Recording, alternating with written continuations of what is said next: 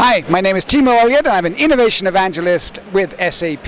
We're here at SAPPHIRENOW, and I'm here with John McManus of Parkland Hospitals. Tell us a little bit about your organization. Hi, so my name is John McManus. I'm the Director for Information Technologies for Parkland Health and Hospital System in Dallas, Texas. We're a public academic organization as the safety net hospital for the greater Dallas County area. We see about 1 million outpatient visits a year. We're 862 licensed beds, and we have about 13,000 employees.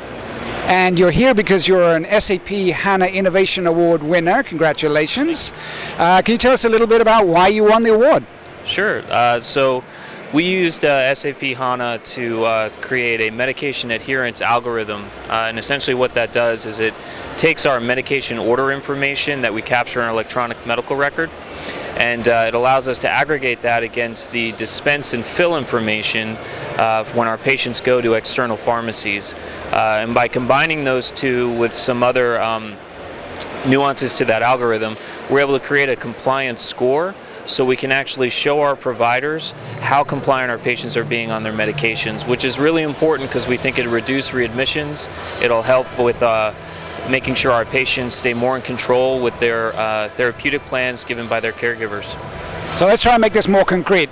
So, because a lot of people might not be aware, like compliance, what it's all that about. So let's say I'm suffering from type 2 diabetes, and you're a doctor. You're getting this information from the system. How is it going to change the interview when I come in to see you? Sure.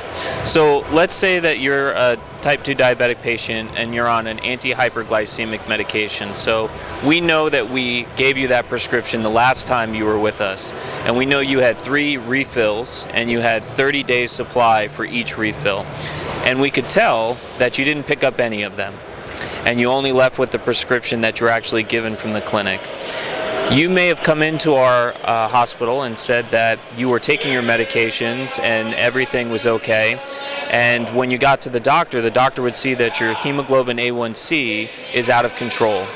And typically a doctor would then go into 45 minutes of clinical forensics to try and figure out why that is, when the reality is you haven't been taking your medication.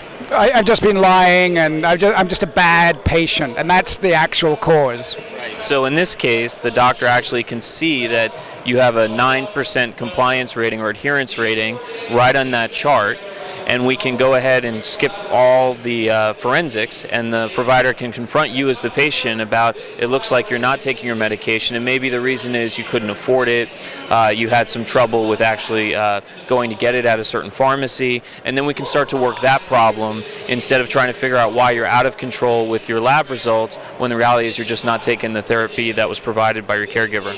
So ultimately it's about transparency. The data from the patients is unreliable for various reasons, and we're gathering real information so that the doctor doesn't have to guess or try and wheedle it out of the patient.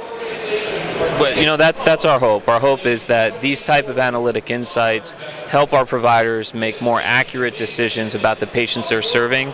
I think that was one example. I think there are many more that are not about the patient not being truthful, but just about having some better insights into what is actually occurring with that patient and how best to take care of them. So last question, how do you start prioritizing all of these different opportunities? You've got lots of different sources of data, presumably, lots of different clinical problems you could address. How do you know where to start? Well, I think that's why we've invested so strongly in our technology stack and why we work with partners like SAP, because we're trying to make sure that the information that we're collecting, that we're reporting on, that we're doing analytics against, it's the right information for the right situation at the right time. And I think that this continued growth in analytics and with HANA and with Lumera and a lot of the products that we're working with from SAP, they're helping our hospital have those insights with more regularity and more accuracy, and we think that's going to better help take care of our patients. Fantastic. Not just about cost efficiencies or new revenue opportunities, but really improving people's lives. Congratulations again for winning the award, and I hope your next project win one too. Thank you very much for your time.